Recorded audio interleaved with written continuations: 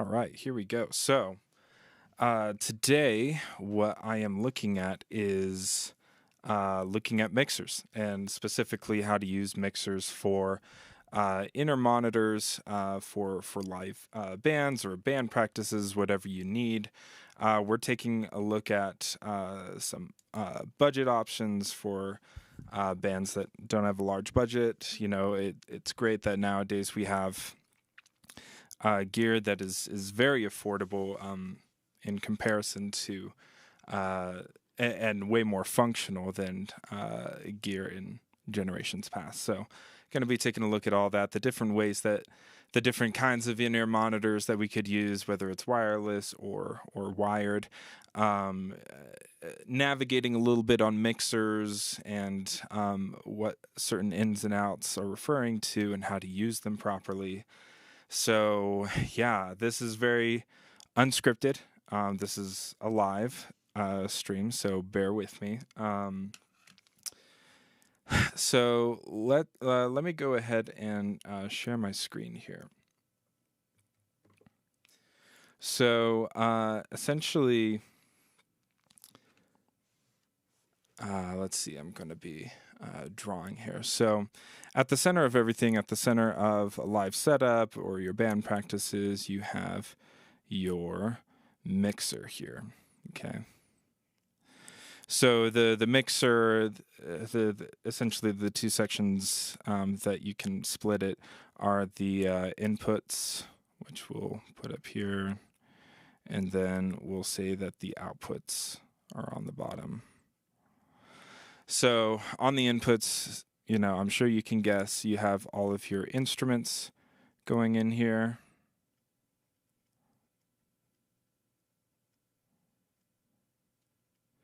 I forgot how tedious it is to draw on a screen. Yeah, you have your mics, and a lot of your instruments might be captured with your mics, but those are the big two. I mean, you got DIs, direct inputs, boxes. You can have computers, you can have phones, essentially any audio source that you need amplified to the crowd or to the performers will be going into your inputs. And here I've got a tab with a bunch of Sweetwater stuff. So what we're looking at is a bunch of Behringer products, so like the X-Air, X18, or the rack mount version, the XR18, which is actually what I use. Fantastic mixer. Here you could see these are the inputs of the mixer. So these are XLR female inputs, and but they're also a hybrid 1/4-inch inputs as well. So you can literally stick in your guitar cable in here if you want, or TRS cables. So these are your inputs. It has a couple of line 1/4-inch inputs as well, which you would typically use for an iPod or the output of some other mixer. So that's what you would use that for.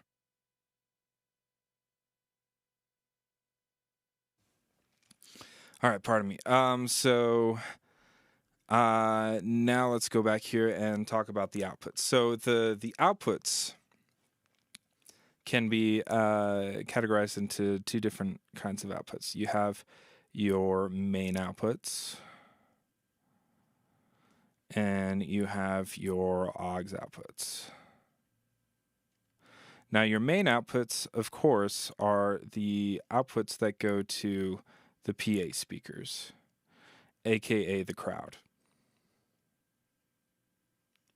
So typically, especially with an analog mixer, the faders themselves, those faders are the mix of the band, the live performance that actually goes out to the crowd. On an analog mixer, let me actually go ahead and pull up an analog mixer here. Oh, let's just do good old Sweetwater, right? Let's see, analog mixer. I'm sure there's going to be some sort of Yamaha mixer or something that comes up, or there's the brand new SSL Big Six mixer. Let's see. Let's just go ahead and do this Mackie mixer, shall we? Yeah. So here you would have your main faders, and usually your aux mix would be knobs up here. You see aux. You see it has a green knob that says MON right next to it, and then another one that says effects. So yeah, let's go back here and talk a little bit about aux. So there's a few uses for aux. Essentially, it could be alternate destinations.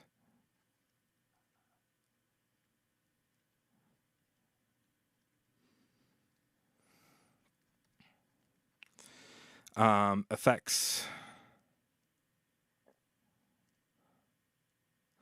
So what do I mean by alternate destinations? Well, alternate destinations are typically anywhere that needs sound that is not the crowd.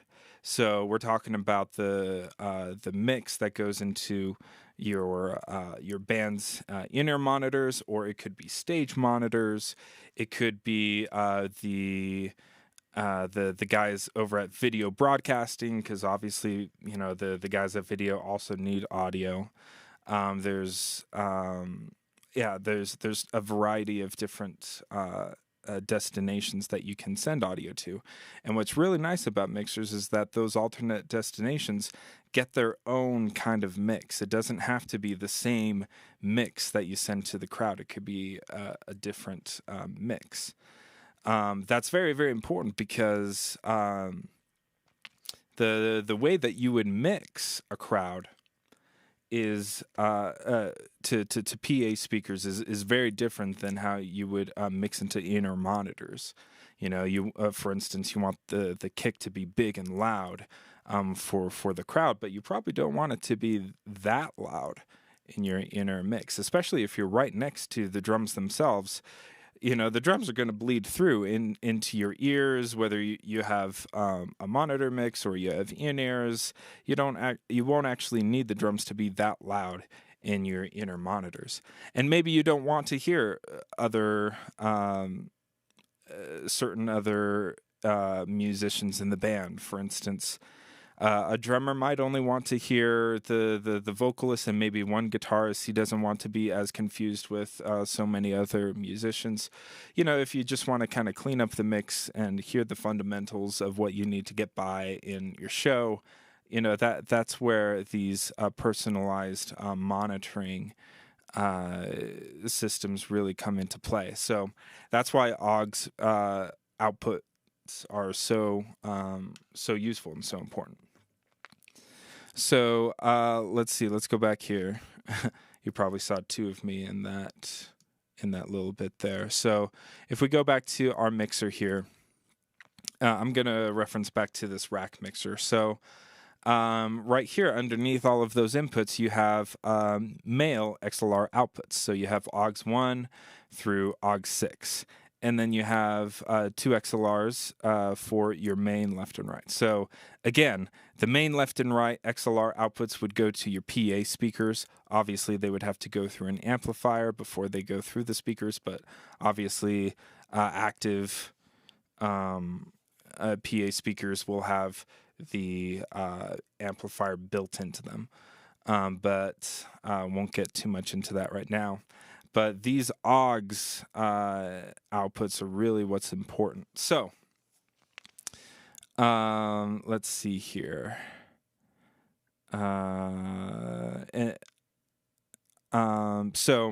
Looking at the X18, the X18 version, so it's more or less the same format. At the top here, you have your inputs and your outputs, and your main outputs, and then you have this little resting area for your iPad, which is pretty nifty. At the back here, you get your outputs. So you have aux sends, your aux outputs.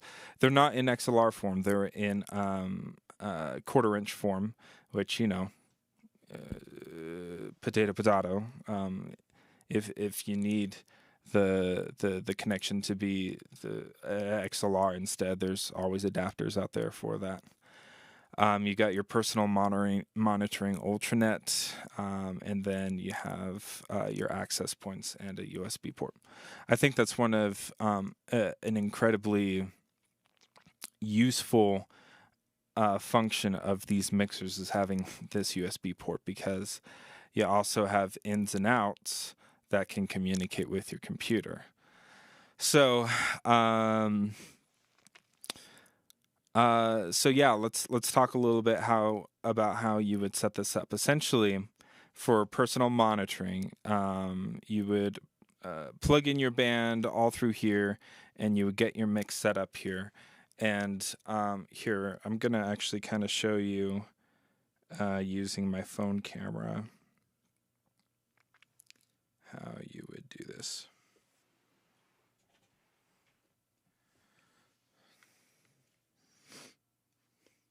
All right, gotta make sure that's gonna pull up on my, there we go.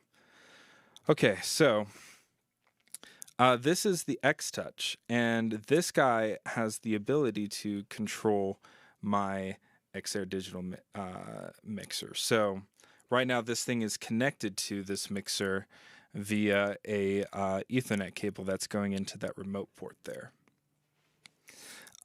So you see here, right there, that channel 3, that's where my mic is coming through. That's what you're hearing right now. And you have 16 channels that you can choose. But then you also have your AUX sends, which essentially are referred to here as buses. So you have bus 1, bus 2, bus 3, bus 4, etc., etc. And the buses are by default linked to those AUX outputs here. So essentially what's really cool is here, I'm going to go back to monitor 1. So there's this is all controlled via iPad. So essentially in your iPad, oh my gosh, it's kind of hard to explain. I should have pulled up the XR controller on my app here, which I would have to do. That's going to be a little tough.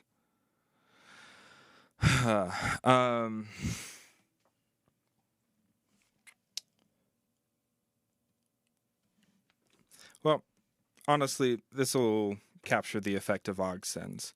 So right now, what you're seeing here, this fader outline, is my mix send for the main output. So what you guys are hearing right now is the main output of my stream that's going on. And yeah, my phone's at 20%. So now the X-Touch was designed mainly for DAW control. You see, all of these buttons are labeled in a way that helps one in DAW control. But when it's in this mode of controlling the XR, these buttons are used for other purposes. So these right here, these buttons are for controlling the AUX mixes for these AUX outputs here. So for instance, if I hit this one is for bus 1. So this is the bus 1 mix, which right now everything is 0. And you know, if I go to bus 1 over here, you see that there's no signal going through it right now. But if I go back here where I have my mic is live, so if I press this button for the bus 1 mix and I turn up my microphone, let's go ahead and go back to the main view, and there we go. Now my mic is going through bus 1. So let's take a little moment to think about how that applies to your band's mixes. So let's say that we wanted to use AUX 1 as our band's our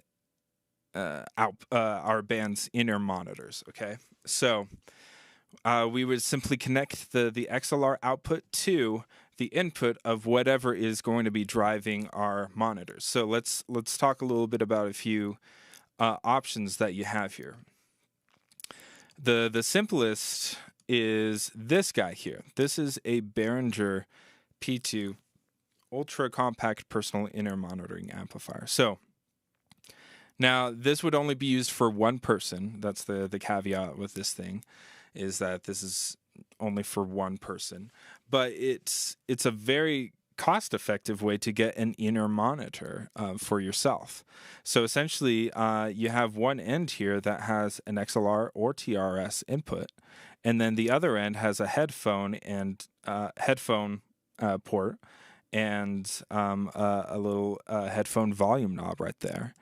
And it's battery powered, so this is not passive. This actually has its own little circuitry inside, which makes it very clean sounding and gives you plenty of headroom to crank up your inner monitor mix, so that it's not there's no competition between your inner monitor mix and the actual stage noise that's going on, or what's going on in your practice room.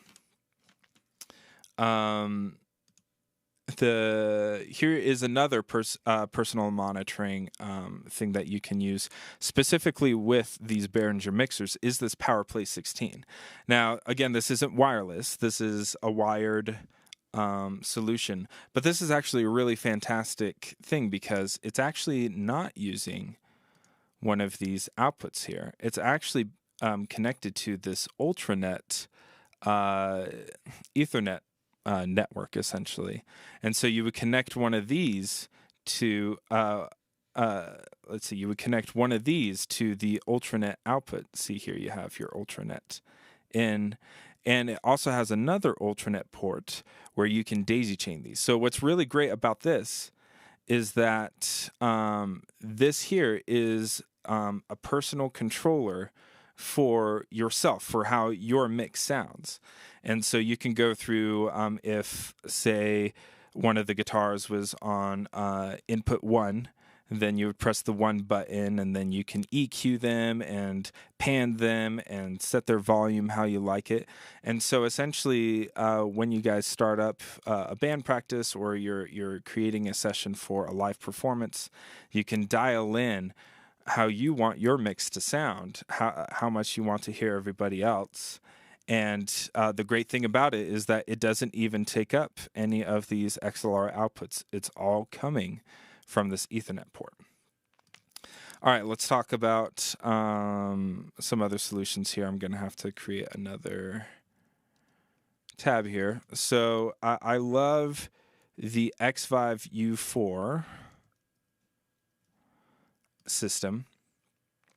We're talking about our wireless inner monitoring solution. So this is really, really cool.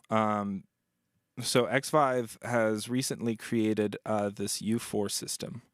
Essentially, you have this. This is your transmitter. And this guy will essentially connect to one of these AUX outputs here. Now, and then it's broadcasting that stream from that AUX send to these receivers.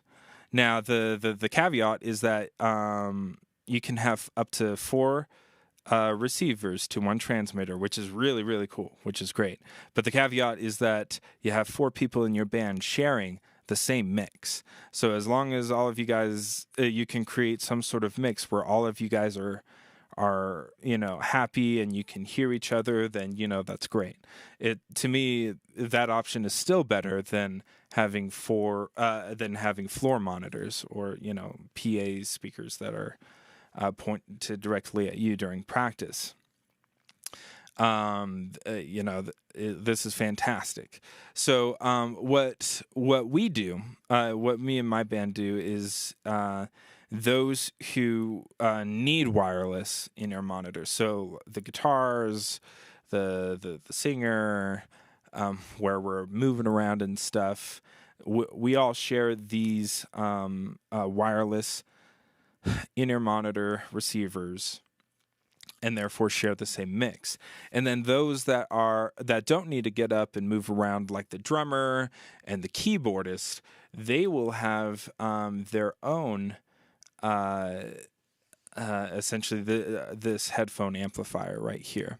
So, for instance, so we'll have aux 1 be dedicated to the wireless in-ear system, where for the guitarists and the singer, we'll have aux 2 be for the drummer and his mix, and we'll have aux 3 be for the keyboardist and his mix.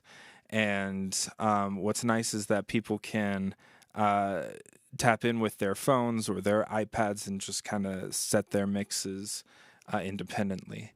The X-Air, the XR18, and I believe this as well, essentially have their own little router inside where you can wirelessly connect to this thing using, just Wi-Fi.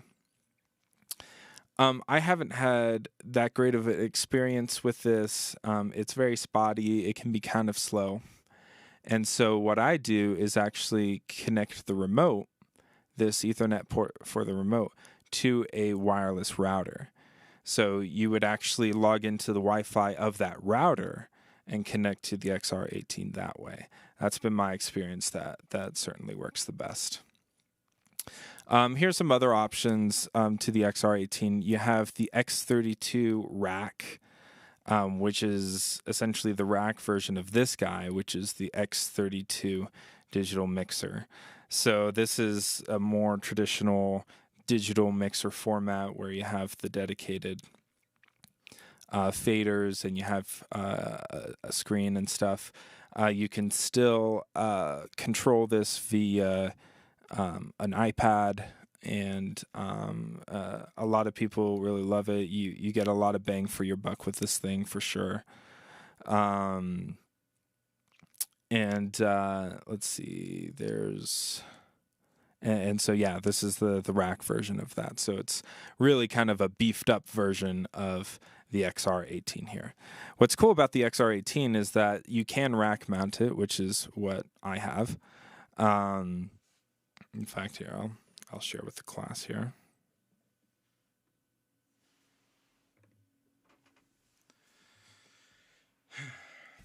So here it is. It's got a lot of stuff going in and out of it right now, but you got some mic inputs, some line inputs. Yeah, I've got my Ethernet cable going to the back to one of those routers back there. And let's see, I got the outputs going to my ATEM Mini, which is how you guys are hearing me right now. So essentially that's this is how I'm using it. But when I need to bring this thing to band practice, I will take it out of the rack and take off the rack ears and place hopefully you can see that in the picture, essentially rubber ends, so that the form factor of this guy essentially becomes a stage box.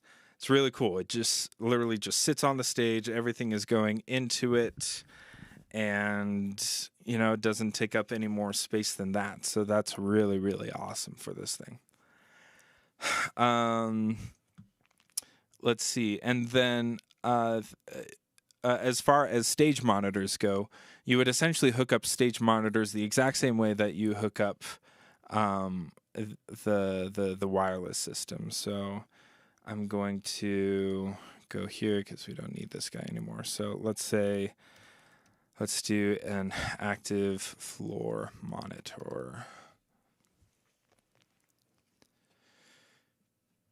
So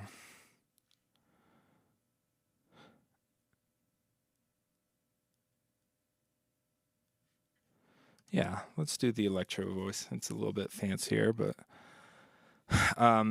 so here's a nice floor monitor, and again, essentially on the side here, it's got power input, it's got input 1, and so it's got 2 XLR inputs, which is really kind of nice. So in a sense, it has its own mixer. It even has an aux input there. It's got a master volume, so it's got a little bit of DSP capabilities, and then it's got a daisy chain. So essentially the way that I would connect it, here I'll go back over here,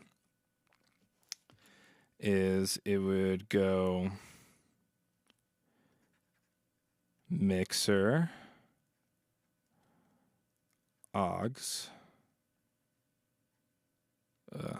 My gosh, I don't know how to write today. So you have your mixer aux output, which essentially goes to the XLR input.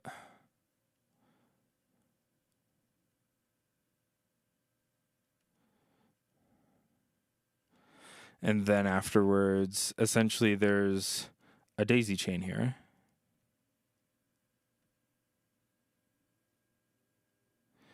That goes to your next monitor, assuming that you have more than one.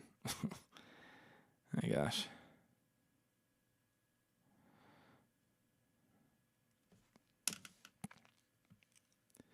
So yeah, essentially you would have multiple of these guys situated around the stage, and you would be daisy chaining the monitors that you want to have the same mix. Now that doesn't always have to be the case. The other configuration that you can do is you have mixer, you have your mixer, and then you send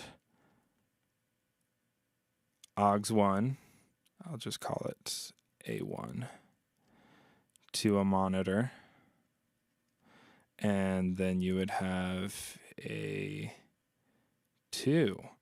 going to a monitor. So for instance, one of these monitors could be for the lead guitarist, and then you have a separate monitor for your vocalist, you have a separate monitor for your bassist, a separate monitor for your drummer, and that's only 4 aux outputs. I mean, again, these X-Airs, they have 6 aux outputs. So yeah, you can dedicate aux1 to the floor monitor of your to one. You can dedicate each aux to one floor monitor for each of the members of your band. So that's certainly an option there. Let's talk about if, for instance, you wanted to go wireless, but you wanted to have a separate mix for each wireless thing. So essentially, what you could do is get a bunch of these packs. So this is a pack with just one transmitter and one receiver. Now you see here on the transmitter you have essentially 6 LEDs here. So those are essentially 6 different channels. So if you wanted to have multiple receivers tuning into the same transmitter, you would have the channel on the receiver be the same as the channel on the transmitter. But if you wanted to have a different transmitter for, say, the vocalist, you would get another one of these and connect it to a different aux output on the Behringer, and essentially you would have the vocalist channel be channel 2, and then his receiver's channel would be channel 2. So that's how you do it. And what's nice is that there are 6 channels, which works out great for us because we only have 6 aux outputs. So conceivably, you could have 6 transmitters, each on a different aux output, and however many receivers you want dialed into that specific transmitter. So that's nice. It's nice that each member gets their own mix, and they're able to be wireless. That's the real positive you get out of it. Now, the only thing to really realize is that these are mono outputs. These auxes are mono outputs. Fancier mixers can link aux outputs together to make stereo mixes. but this one unfortunately can't. But having a stereo in-ear mix is nice, but it's not totally necessary, in my opinion. But essentially, that's how you would hook it all up. So, getting one of these, so that's $700. We won't account for the price of instruments and microphones and stuff, but this plus, say, one transmitter and 4 receivers, which is $512. You're getting it for about $1,100 for a full setup, and that's pretty good. I mean, you're looking at the Behringer X32 itself being $2,500. Even the RAG version is $1,300. So you're getting a lot of bang for your buck going through the XR18 and X5 U4R4 route. Inner monitoring, wireless inner monitors can be, the most expensive part of an audio engineer's rig. If we look at, for instance, a Shure in-ear monitoring system. These are the monitors themselves. You got the Shure PCM 300, which is $700. This is the cheap version. If we go more expensive, you got the PCM 300 Twin Pack Pro, which is $1,200 there. You got the even more fancy version, which is the P9TRA, and just one channel is $1,500. So the fact that X5 have created a wireless inner monitor solution, which accounts for 4 receivers for $500, that's pretty great. Now, obviously, they're not quite as the X5 isn't quite as dependable as those other fancier versions. One of the biggest reasons is because this operates at 2.4 gigahertz, which is essentially Wi-Fi frequency or Bluetooth frequency. What that means is you can't have this thing near a router. So what I usually do is I don't connect this directly into the X-Air. I will always have this thing connect to an XLR cable, which runs to the mixer, and I can position the transmitter away from the mixer and its router and a bit closer to us, the users. But if you're in a venue where it's closed, you have lots of phones out and Wi-Fi going on, this thing might drop out. Same with 2.4 gigahertz operated guitar transmitters and receivers. So that's really the thing that you gotta be aware of with these things.